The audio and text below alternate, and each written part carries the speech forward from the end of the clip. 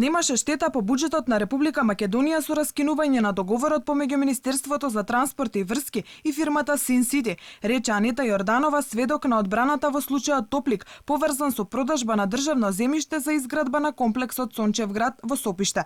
Оваа реченица запишана со посебен допис за малку ќе ја чинела губење на работното место на Јорданова, па под закана од тогашниот министер за транспорт и врски Сугарески и премиерот Заев била принудена да направи нов за да не остане без работа. Но вистината е дека штета врз буџетот немаше, тврдеше Јорданова денеска пред судот. Дали оваа нејзина вистина ќе ја промени судбината и текот на судењето во врска со Сончевград, во кој обвинете се екс-министерот за транспорт и врски Милијана Киевски и уште 5 лица.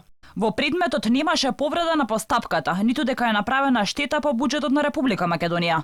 Добив порака од министерот Сугаревски дека му се јавил премиерот за тој што го потпишал првиот допис да биде избркан од работа. Ова се случувало кога СЈО го презема предметот и ги бара сите списи. Тогаш според сведоштвото на Јорданова, таа била повикана во владината зграда на средба, на која присуствувале обвинителот Бурем Рустеми и државниот правобранител Фахми Стафа.